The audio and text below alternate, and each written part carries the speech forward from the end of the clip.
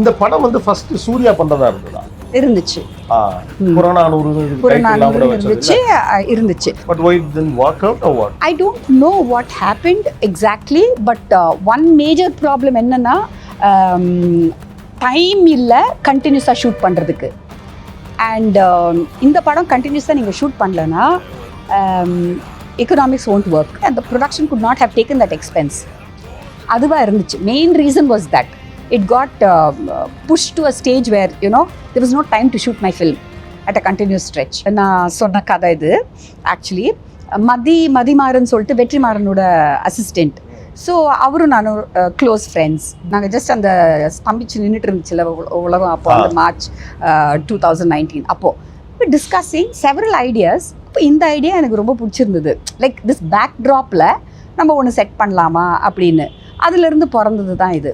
So எனக்கு யார் தெரியும் அப்போது? சூர்யா தான் தெரியும். ஸோ சூர்யாவுக்கு கால் அடிக்கிறேன். Surya like Surya got very excited. Then I started அந்த அந்த அந்த டைமில் உங்களுக்கு புக்ஸ் கூட வராது, எதுவுமே வராது. there was nothing. it was like complete lockdown. So எப்படியோ பிடிச்சி ரீசர்ச் ஆரம்பித்தேன்.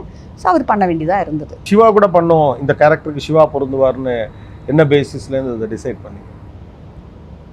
ஆக்சுவலி அருண் விஸ்வா சிவாவோட க்ளோஸ் ஃப்ரெண்ட், சாந்தி டாக்கீஸோட ப்ரொப்ரைட்டர் ஒரு ப்ரொடியூசர். அவர் வந்து என்னை வந்து சூரிய போட்டிருக்கு முன்னாடியிலேருந்து அவர் வந்து என்னை வந்து சிவாவுக்கு ஏதாவது வச்சுருக்கீங்களா அப்படின்னு கேட்டுட்டு இருந்தார். சப்ஜெக்ட் என்கிட்ட இல்லை, அப்போது எதுவுமே இல்லைன்னு தான் சொல்லிட்டு இருந்தேன். இந்த படம் வந்து இப்போ நம்ம பண்ணல, தள்ளி போகுது, தாமதம் இருக்குன்ற டைமில் வந்து அருண் கேம் அண்ட் மெட் மீ. ஓகே. He said ஏதாவது வச்சுருக்கீங்களா நீங்கள் சிவாக்கா? I said there is a small love story இருக்குது, பண்ணலாமா அப்படின்ட்டு.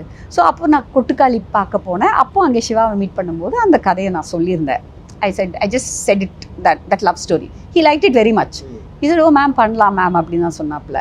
Then I was just sitting there and then I said, நான் பண்ண வேண்டியது இது, பட் பட்ஜெட் பெருசு, அது இதெல்லாம் என்னென்னமோ சொல்லிட்டு இருந்தேன். ஸோ அவர் பாவம் ஸ்வீட்டாக கேட்டுட்டு இருந்தார். ஒரு 10 வரிகளில் தான் நான் சொன்னேன்.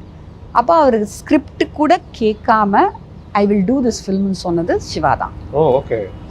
He said that wherever you want me to sign I will sign. I will do this film.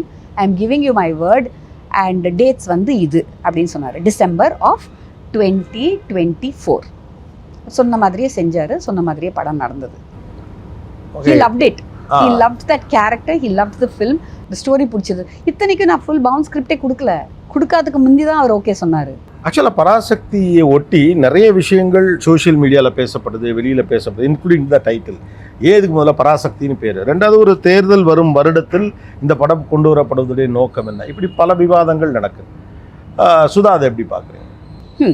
So இப்போ வந்து நான் இந்த கதையை வந்து நான் ஃபஸ்ட்டு நாங்கள் எழுதும்போதும் நான் ஒரு ஹீரோ கிட்ட சொல்லும்போதும் தேர்தல் எங்கேயும் இல்லை.